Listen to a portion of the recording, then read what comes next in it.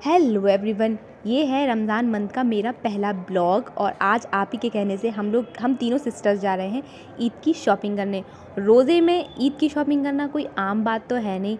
वैसे मैं हमेशा अपनी ईद की शॉपिंग रमज़ानों से पहले ही कर लेती हूँ, क्योंकि मुझे रोज़ों में घर से बाहर निकलना बिल्कुल पसंद नहीं है। और इस वजह से पर अप्पी ने कहा कि हमें आपके पसंद से ही कपड़े लेने हैं, तो फिर हमें जाना पड़ा। और आप ही की बात तो मना कर भी नहीं सकते हैं, और उन्हें इतना टाइम होता नहीं है कि वो बार बार आएँ।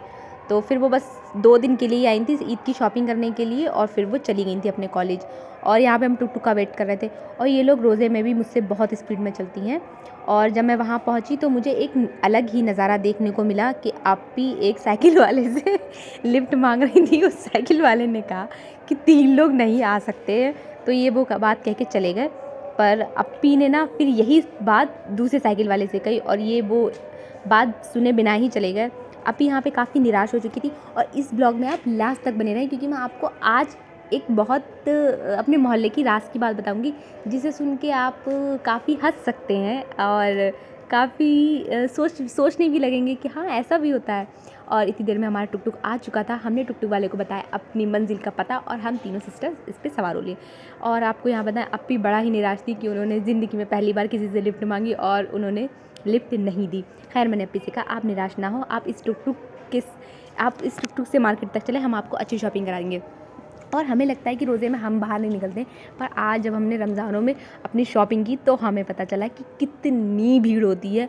और ईद की शॉपिंग वाकई में आसान नहीं होती। हर शॉपिंग के लिए इतना एफ़र्ट लगाना पड़ता है कि आप इस वीडियो में देख सकते हैं कि हम लोगों ने बस रोज़े में कैसे शॉपिंग की, और थोड़ी शॉपिंग में ही हम लोगों के कह सकते हैं पसीने छूट गए थे।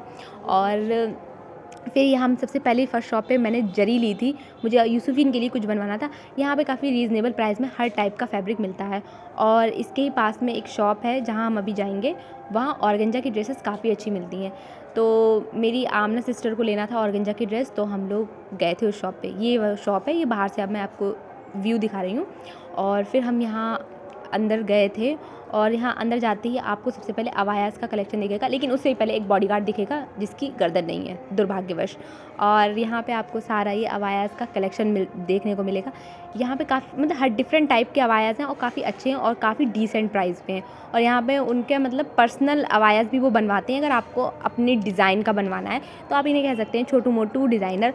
और यहाँ पे इस शॉप पे भी इतनी भीड़ थी कि हमें 20 से 30 मिनट खड़ा होना पड़ा था यहाँ पे सीट लेने के लिए।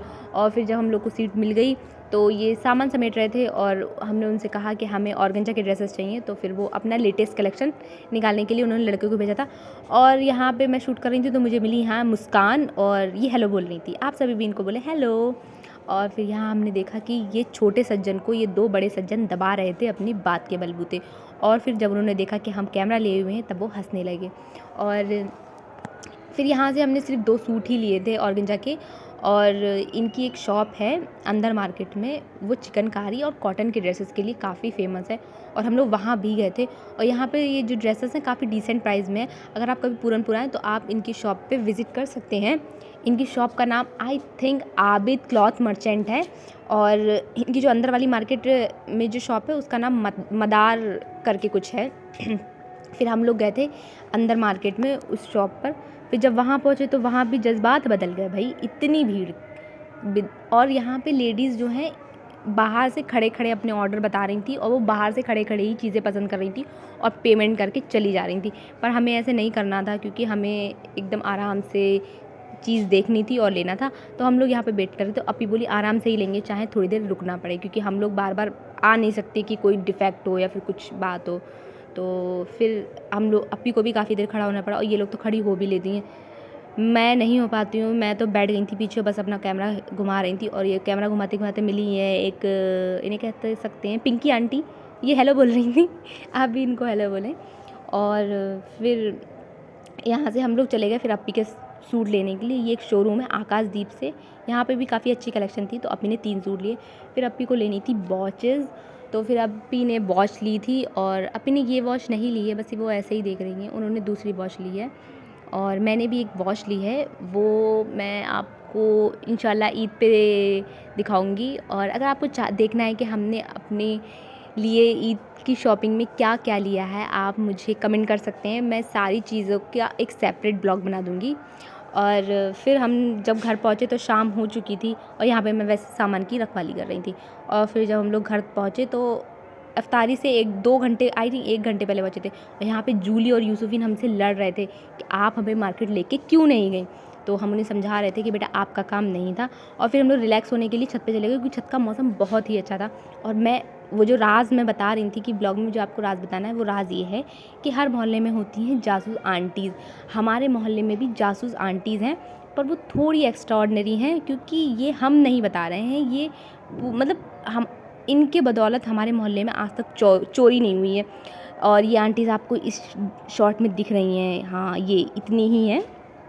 और इन आंटीज़ में एक आंटीज़ ऐसी हैं कि अगर वो मतलब कोई नॉर्मली इंसान पॉलीथीन में कोई चीज़ लेके निकल रहा है तो वो अपनी आँखों को जूम करके बता देती है उसमें क्या है।